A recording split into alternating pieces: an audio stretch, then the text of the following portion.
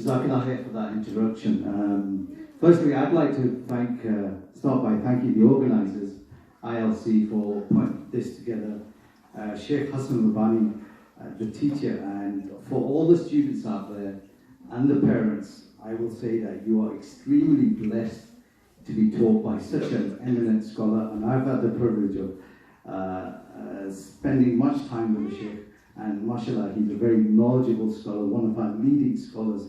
So you guys are, and you know, one of the things that I'd like to remind you is you're actually, via the Sheikh, you are connected to the Prophet Muhammad sallallahu alaihi wasallam, because there's a lineage, a concept called ijaza, whereby the Prophet Muhammad sallallahu alaihi wasallam taught his companions, who taught the tabi'in, who taught the followers beyond that, and that goes on all the way down to the likes of Sheikh Hassan Rabbani.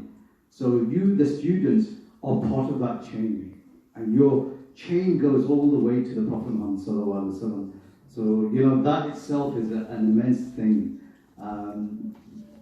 As the sister said, I'm involved in a number of community initiatives. I'm a businessman. I'm on Azaz FM. I was on Radio Ramadan.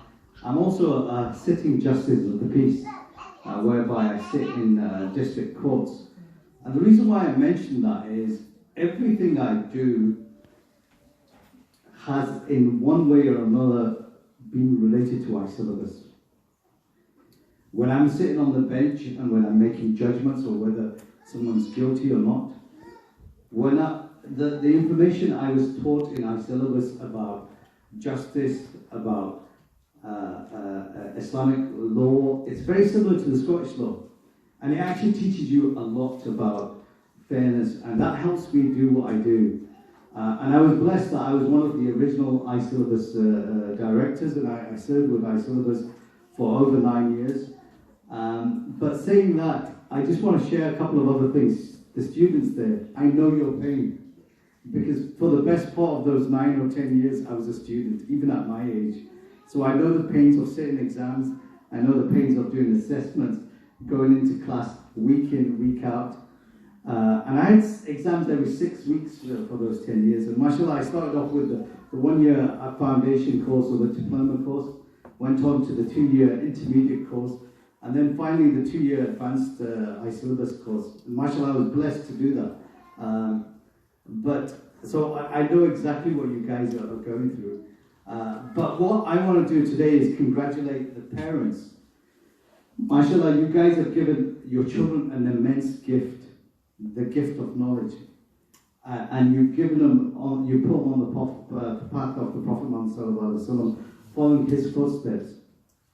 And especially it's important today above all, because we live in a society where we've got some modern day challenges, where, you know, being Muslim in the West is not an easy task. There are many things that we have to contend with.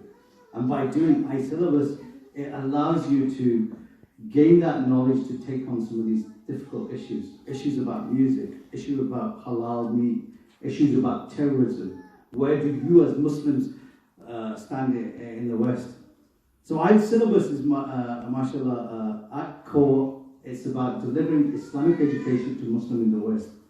And iSyllabus for schools particularly is a 5-year secondary school Islamic studies program aimed at 11 to 15-year-olds. And it's deliberately designed by Sheikh Amr Jamil, Sheikh Ridwan Muhammad, and Zubair Alvi. And the three of them put together the iSyllabus for schools program, the books, and it's deliberately designed that it can be taught in an easy, understood manner, so that young people can understand Islam in a language that's not alien to them. And this is one of the great benefits of the curriculum. It's designed to be understood quite well. So at the core, it's all about understanding the concept of Islam, the practice of Islam, and some of the unique challenges that we have in the West.